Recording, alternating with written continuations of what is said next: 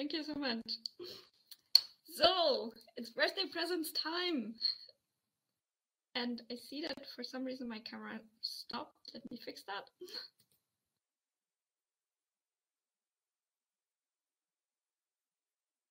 There we go. Yes, cool. We have a lot of birthday presents to get through. Chico and I will take you through them. All the people who are going to present birthday presents, please keep it short so that we can get through everything. Annie is expecting a cake. Chico, do we have a cake? I don't have a cake here, but I don't have a cake either. I'm sorry, Annie. All right. Shall we get started with the first present? What is it, Chico? What is the first present? Tell us. And the person who is giving the first present here, I think they are Lydia, I think. I hope I'm not terribly mispronouncing it. I saw them here a few minutes ago. Yes. Do you want to? Hello, am I audible? Yes. It's the Wikidata Complete gadget. It seems Yes. to work very well. Do you want to speak some to it? Yes. So, should I start? Please do.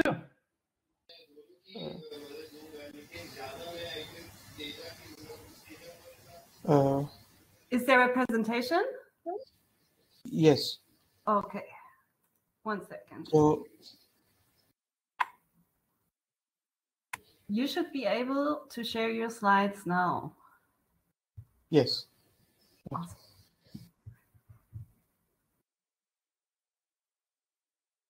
So now is it visible? It's coming.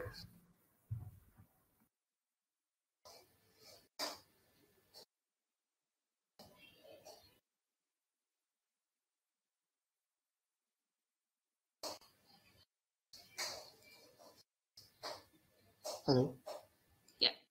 It's saying loading. Yeah. Yes, now we're seeing it. Please go ahead. So, yeah. So, happy birthday to Wikidata. So, happy 9 years to the Wikidata. Now, my birthday present is Wikidata Complete gadget. So, it was made during Google Summer of Code 2021. So this gadget makes things a lot easier for newcomers to for contributing to Wikidata knowledge bases. So it was made with the help of my mentors Dennis, Andreas, Alexander, and Guo. And this is what our Wikidata Complete gadget does. So it makes the life of Wikidata editors easier by giving them missing facts which are to be merged to the Wikidata. So it helps us. It shows the uh, it shows the facts, and the users can approve or reject the new facts fetched from the other knowledge bases. Now here we have used as Wikipedia as our knowledge base. So we will be using Wikipedia as a knowledge base, which will be merged to Wikidata. So this is the workflow of the gadget. So uh, there is a third-party API, which is Wikidata Complete API. So it provides data to our Wikidata gadget. Then the user validates the fact which has been shown. Now, if it is accepted, then data is embedded to the Wikidata, and if the fact is rejected, then it makes another request to the API that this fact has been rejected, and it will be going to a further analysis. Now let me show let me show the demo for the gadget. So for example, this is the gadget. So it shows there are two statements to approve. So these are the two statements which can be seen.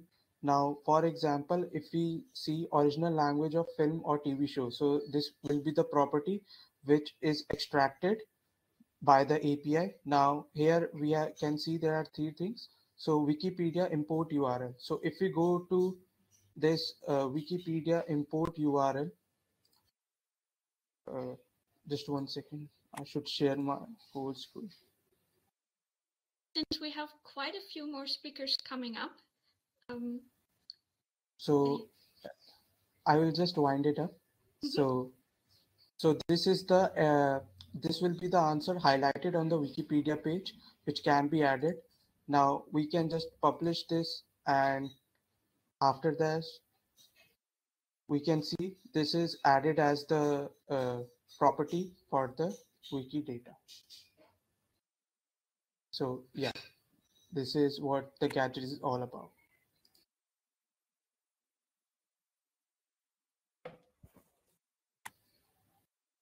So yeah. Very cool. Thank you. The next one we have is from Aisha, and we have a video for that. Pintscher, could you play Aisha's video?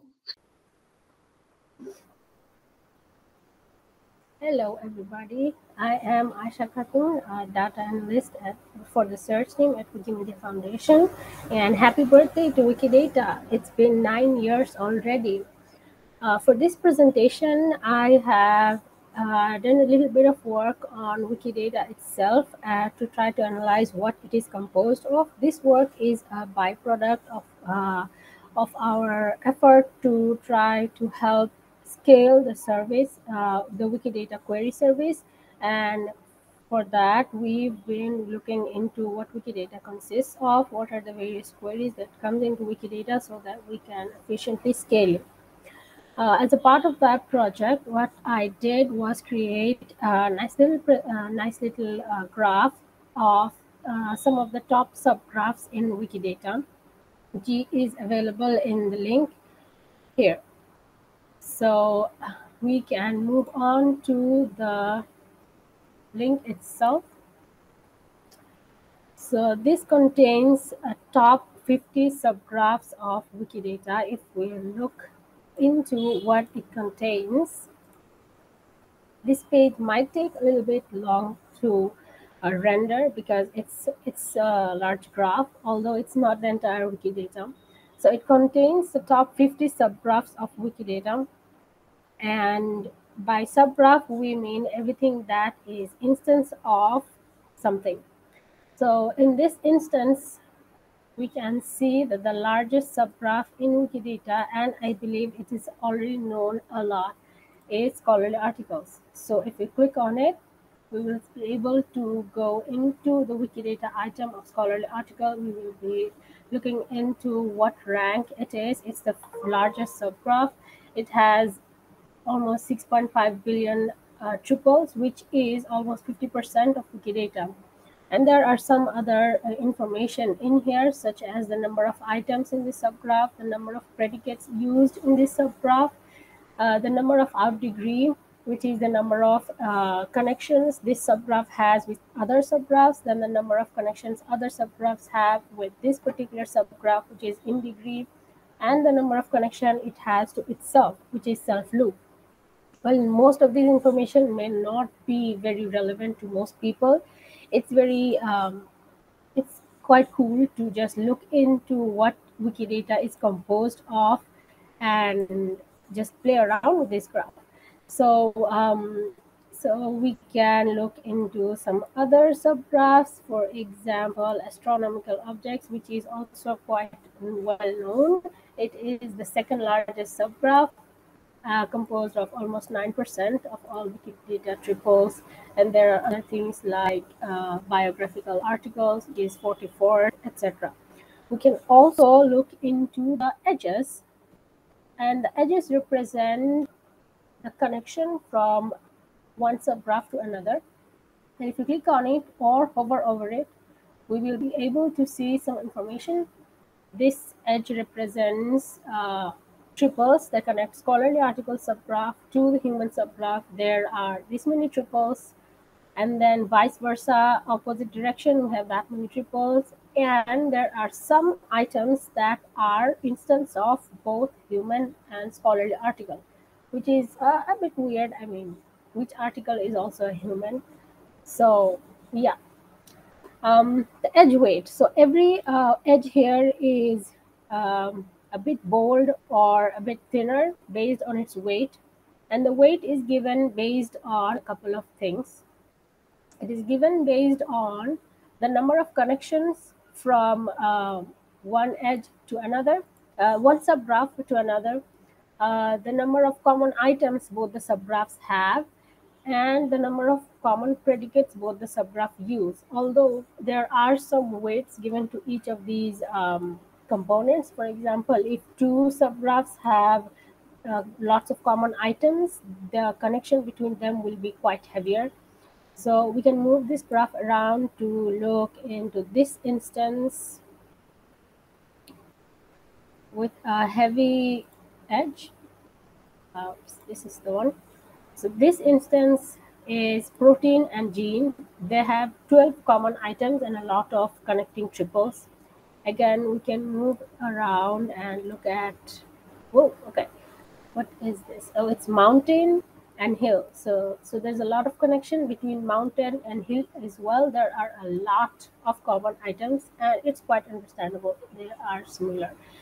So this is something we can play around and look into to understand what Wikidata is really composed of. This graph is interactive, so we can move things around and see it for ourselves. But since it's quite heavy, it might take some time to reload and to adjust and get back to its shape. But yeah, feel free to look around. Thank you. Bye.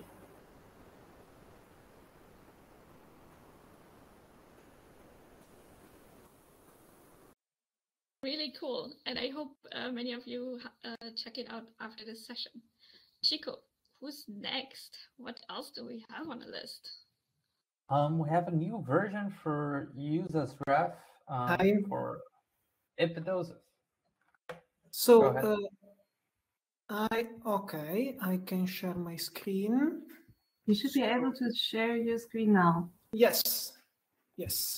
So this is the Wikidata page of UsersRef, which is a gadget that has been written by user Bargioni, with whom we have done many good things on Wikidata in this last year and the previous. So UsersRef is a gadget that you can enable in your CommonJS, writing this part of code. And UsersRef has the purpose to allow you to use identifiers, external identifiers, and also some other properties. And now I reload it in English better, like described by source, official website, etc., to be used as references for statements. So I will give 2 examples. This is the first one for an item that I have just created.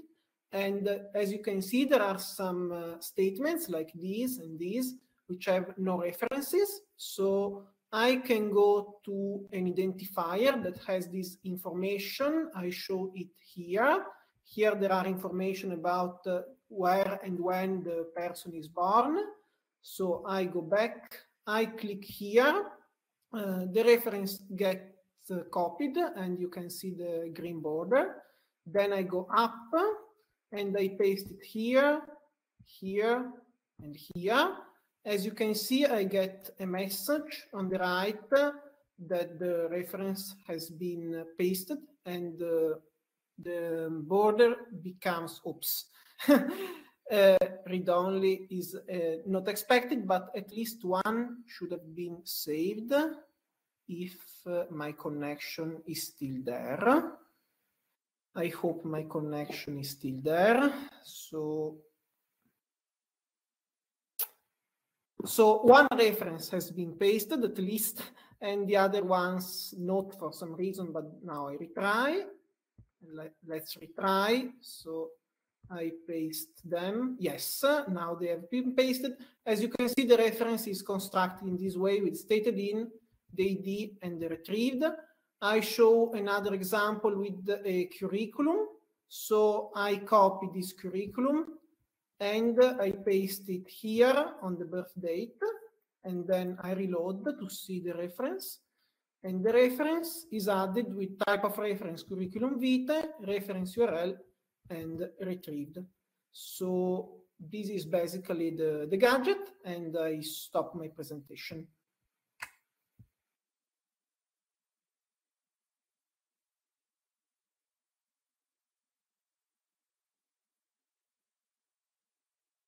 Thank you. Lydia, who do we have next? That was really cool. Thank you indeed. And next we have Pedro, who is already here with us. Very cool. Okay. Happy birthday, everybody. 9th birthday. Everybody looks a little bit older than 9, but hey. So can I share my screen? Okay, I'm having slides here of you. No, I made this. Okay. Okay.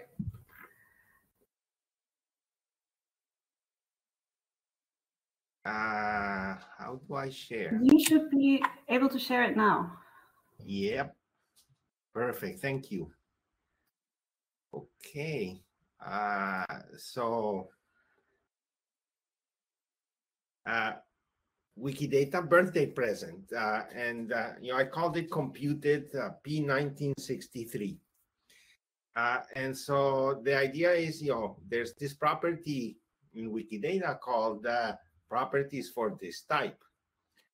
And it says that when this subject is used as an object of instance of, the following properties apply. So basically, the idea is, for instance, for film, it says that films should have directors, cast members, genres, and so on. And this is what editors say. And so what this birthday present is about is what is actually in the data. And so if we look at film, editors listed 36 properties. And if we look at the data, editors actually created films and used 99 properties, and I'm only showing the top 25.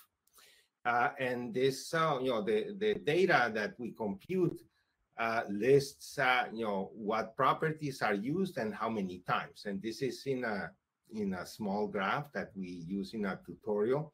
And we see that some of the properties that are used a lot, like nominated for, production company, official website, cost, are not actually listed in the P, in the properties that editors list for films.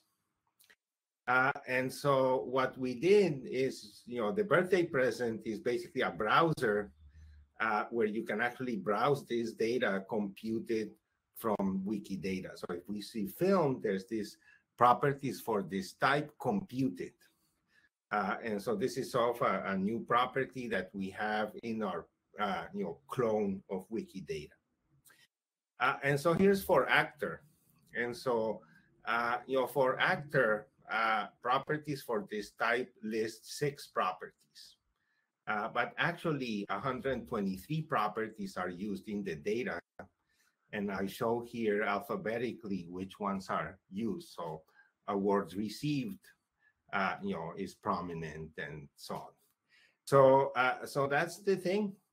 And so we also have something similar called computed entity types used, which is, if you go to a property, which types is this property used in? And so budget is one example related to films, and it lists all the classes and the quantities of how many times it's used. And when I share the slides, you can click on these links and sort of try it out yourself. And so the birthday present is a TSV file of P1963 computed for all classes in Wikidata. And this includes all classes and subclasses of every class. And then we'll do a Christmas present with a browser where you can actually browse Wikidata and see all this profiling data. And just as a little bit of background, so this data is computed with 2 queries. So we have this KGTK toolkit that uses a variant of Cypher instead of Sparkle. And it can compute these very heavy queries over all of Wikidata in a few hours. And so we're, I'm just showing you this so that you can see that, computing this data is not something that requires, Spark or looking at the JSON dump and so on. It's just 2 queries. The first one lists every property of every entity, and the second one just aggregates. And so that is the birthday present. Thank you so much, Pedro. That looks super useful for data quality work. Thank you so much. Chico, who do we have next? We have Ed Shoreland presenting Wikidata map. Adam, what do you have? They're joining us. Great. You should be able to share the screen now. We can't cannot hear you, unfortunately.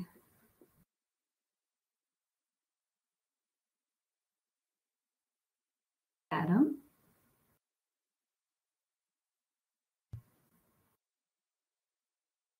Okay, can you see it now? We can hear you I now. can hear you now. You can hear me now. Can you see the screen? They're coming up? It's loading. We see a screen now. Cool. Adam, be super quick, right? be super quick. I can be super quick. So there's this Wikidata map that's been shown in quite a few WikidataCons before, and there's a new version of it. There have already been some sneak peeks of this on Twitter, but this new UI allows you to scroll through between 2014 and 2021. Right now, there's a snapshot for every year. And you can also put all of the overlays on it that you used to be able to put back on the map back in like 2014 or 15 that have been broken. Yeah, there's a couple of different ways you can look at it all now. And there's also a Wikimedia Commons category that has a bunch of snapshots from this map. Now, for the live demo, this page will probably remain white for a couple of seconds, but hopefully not too long. Cool. So yeah, here along the top, you can scroll through the days. This will go a bit slower because I've already pre-rendered all of this. You can also now change the intensity. So for example, you can just have everything being super, super bright. You can pick any of the days. And you can also add on all of these layers, which are relations between different items on Wikibase. On Wikidata, it can definitely do with some tuning, like the yellow is a little bit bright there, but hopefully, yeah, people can get some interesting insights from looking at the changes that are occurring on this map through time, and hopefully we'll be able to get data back to 2013 as well and add a lot more steps in here and just generally make the UI a little bit better because it's a little bit rough around the edges. Yeah, but that's it. And I think that the final slide is the link of where you can go and try this yourself. I highly recommend not clicking all of the checkboxes at once, take it slow because it does still render everything in your browser at the moment. So it might kill your browser maybe if you click too many things at once. And that is it. That's awesome. Very nice map. And who do we have next, Lydia? After we've had something very beautiful and visual, we have something in audio I heard from Jan. And tell us what you have.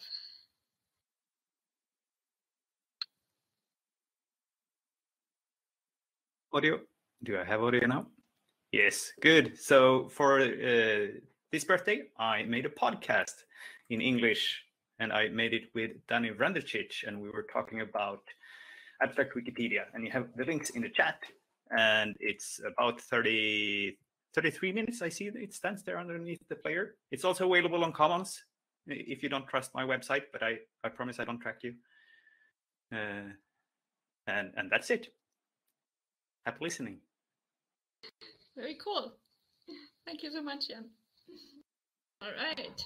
Now that we've had some audio, what do we have next? I think we have Lua access for Lexemes and beta. Who's presenting that, Lydia? I don't know. Maybe it's me. So yes, people have been waiting forever for being able to access the data that's in Lexemes from Lua, from Wiktionary, for example, and the other Wikimedia projects.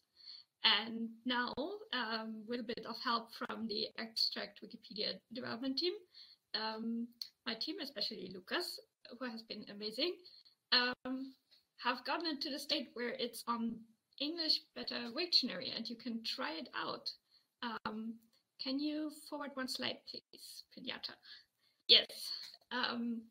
So here you can see the current version on English Beta Wiktionary, where this table with singular and plural for cats is coming, is added there via Lua call. If your Wiktionary wants to try that out, get in touch and we can see. I hope this will make Lexemes much more useful.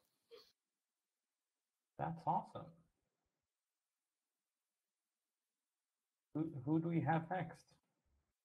I think we have Susan and friends with a video. Do we show the video? Yes, we show the video. Cool. Let's show the video. Welcome, everyone, and happy birthday, Wikidata. We'd like to present this gift to the community. We were inspired by the Wikipedia How to Run an Editathon page to create a Wikidata equivalent. Here's what the original Wikipedia page looks like after about a decade of Wikipedia editathons. We were also inspired by the Planning a Wikidata Workshop section on the Wikidata training page.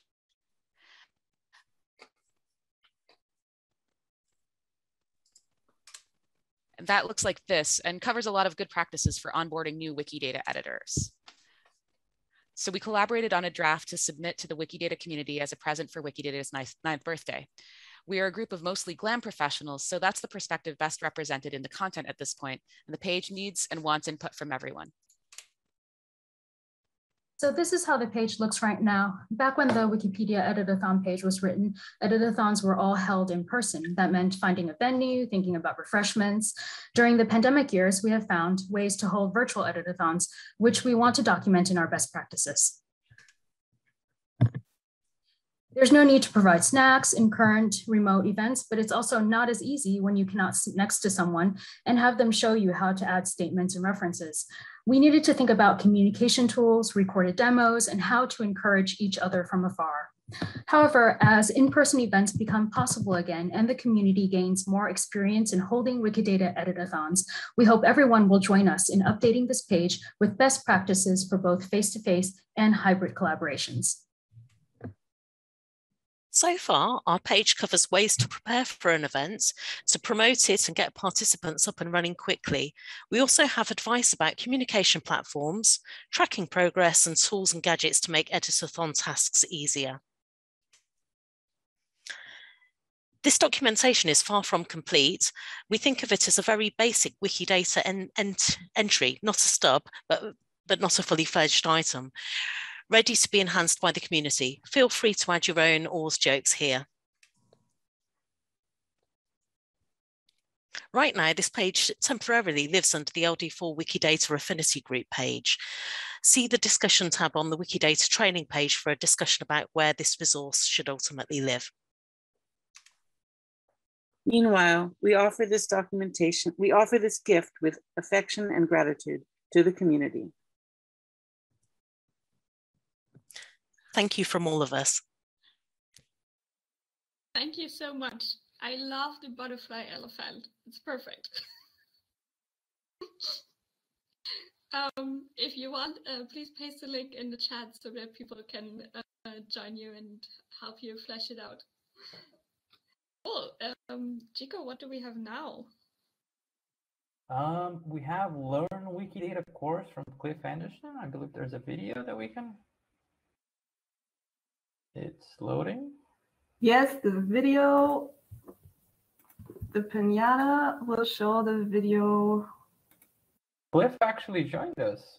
You want to speak, Cliff? Just want to say, I hope you enjoy the video and happy birthday to Wikidata. Thank you. Hi, my name is Cliff Anderson. I'm Associate University Librarian at Vanderbilt University. And my birthday present to Wikidata is a course that my colleagues and I have developed called Learn Wikidata. This course grew out of our experience introducing librarians from the Vanderbilt University Library System and other libraries to editing on Wikidata. And what we discovered was, although people came with lots of experience working with other types of bibliographic data in other systems, they weren't totally sure how to translate that experience into working with Wikidata.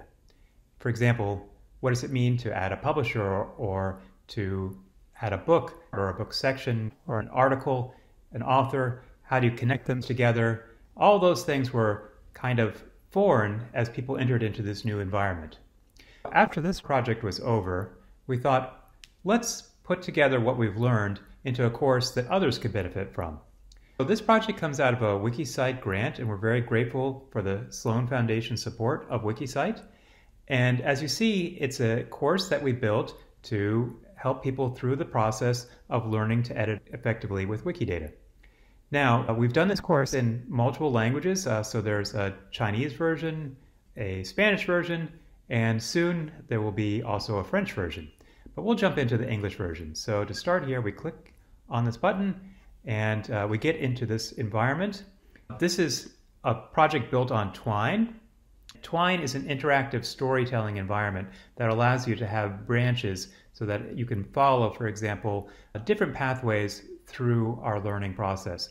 So you can see here that each of the sections is introduced by a video.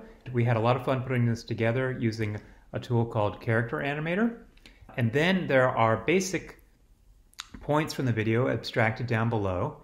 And then here you can move on to the next section. So we moved on to the next section, and we can decide, okay, what do we want to do next after we learn how to create an account?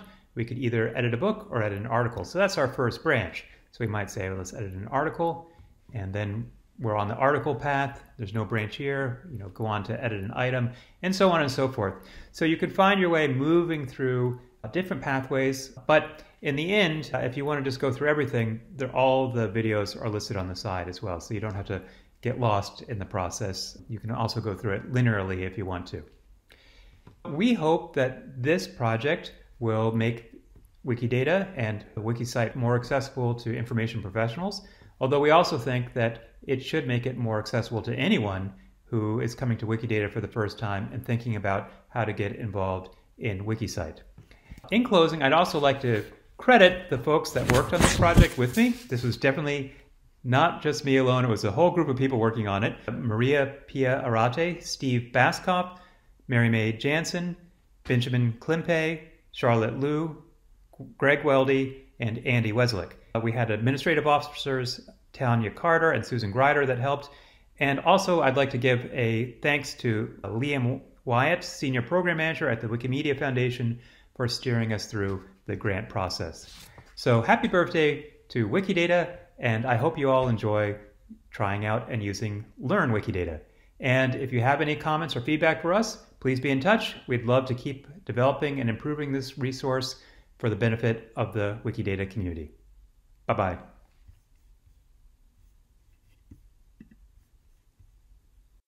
Thank you, Cliff. I think it was a big success in the chat over here. What do we have next, Lydia? Next, we have something from Tarfa, which is really amazing, and we have a video for it to explain it. Agneta, can we have Tarfa's video? Hi everyone, my name is Tarfa, and I will be presenting Wikzibit, a tool that allows anyone to create flashy presentations and show off their Wikidata. Wikidata spent so much effort and did an amazing job curating their data, and people interact with this data through the Wikidata pages as well as the Wikidata query service and the API for programmers. But sometimes people want to interact and view the data in different ways, and accordingly, some developers have created a number of cool applications that allow people to search and view Wikidata. But every one of these applications were built by advanced programmers, and while they're mainly presenting and interacting with Wikidata, some of these tools interact with other websites as well. So you can imagine the amount of work that those programmers have to put to integrate these data from different websites. With Wixibit, we want to empower anyone, even non-programmers, to create cool presentations of Wikidata and without programming.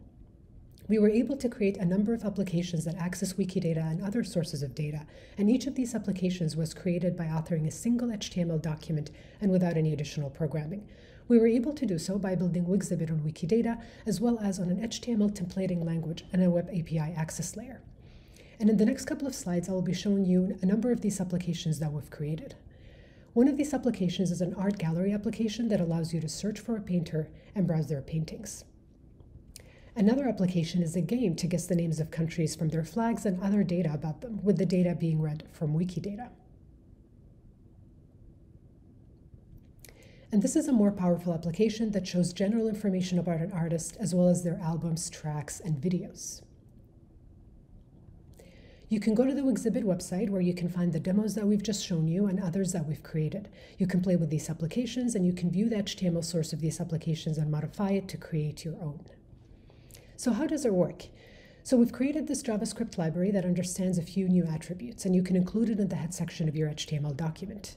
And now I will show you how to use this library and its new attributes in your HTML document to create the art gallery application. We first need to enable the library functionalities using the MV app div. Second, we need to connect our application to Wikidata. Now we need to tell our application that we want to get paintings from Wikidata by specifying the type of items we want to show and in which language. And then we use this input property in order to collect the name of a painter that we would like to show.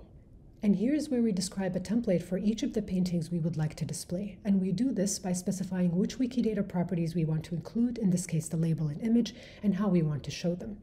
And if we want to display multiple paintings, we use the MV multiple attribute, which will then make a copy of the template for each of the items that we're displaying. Just like with paintings, we can do this with movies. And what I'm showing you here is information about a single movie. But we all know that Wikidata consists of linked data.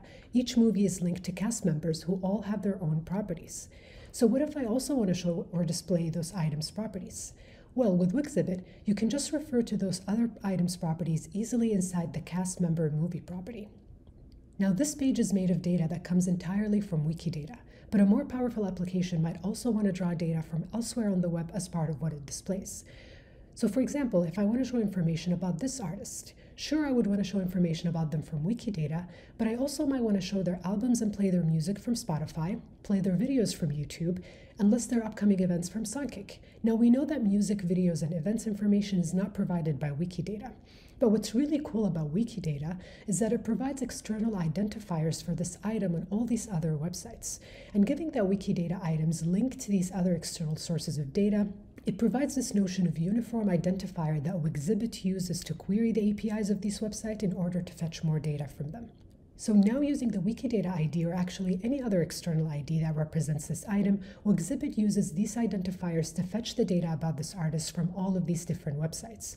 So if there's a Spotify artist ID provided by Wikidata for this artist, then Wixibit uses this ID and query the Spotify API, and then provides the user with the Spotify artist property or object that is filled with all of the properties that are fetched from the Spotify API. And similarly, if Wikidata provides a YouTube channel ID and a Songkick artist ID.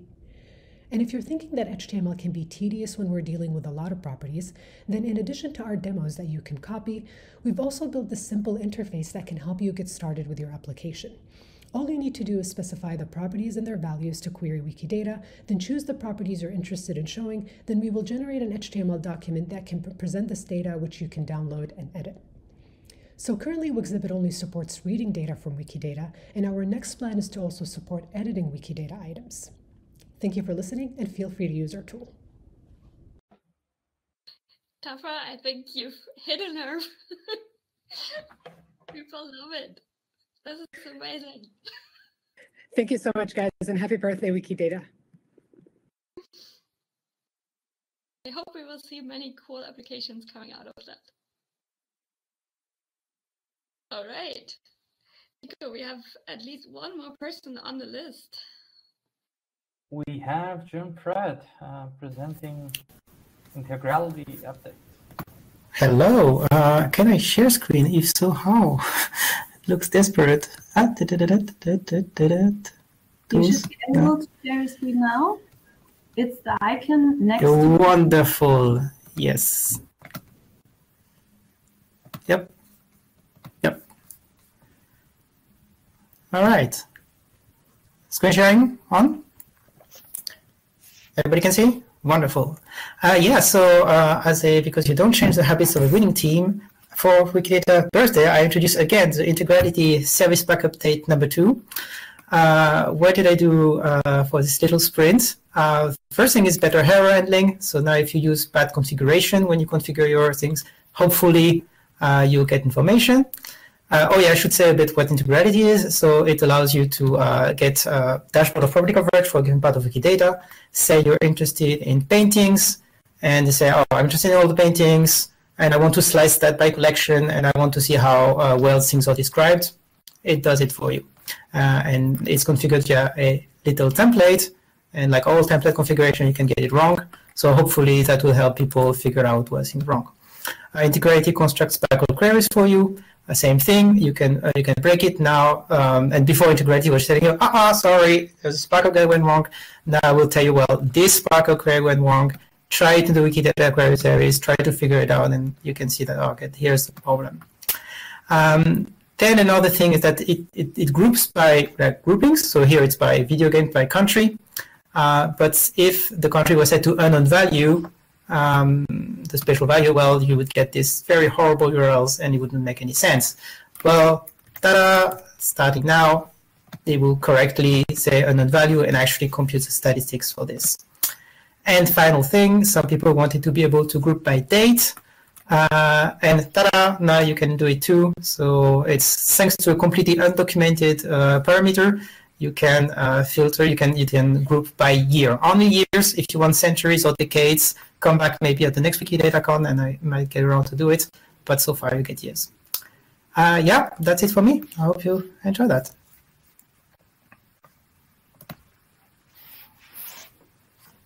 Awesome. Super cool. I think that's the last one, right, Lydia? That is the last one we have on the list, but I saw earlier that at least Andy had something that he wanted to sneak in, so maybe we ask Andy to join us on stage. Well, I have no presentation. I was just going to tell you that I asked our colleagues at Wiktionary to include QID in their dictionary, and they did.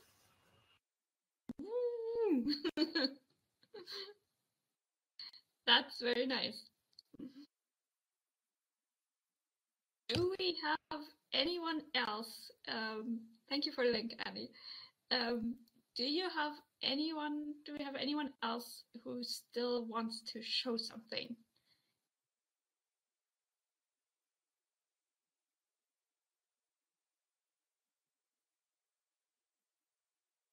If not, I think oh,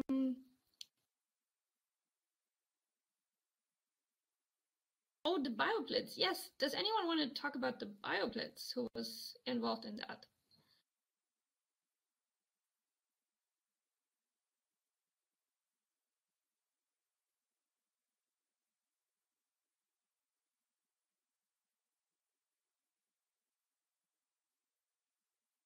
If there's nobody here who is involved, I can tell you what it's about. Please do. So iNaturalist is a crowdsourced website for sightings of living things, for plants and animals and fungi and whatever else it might be.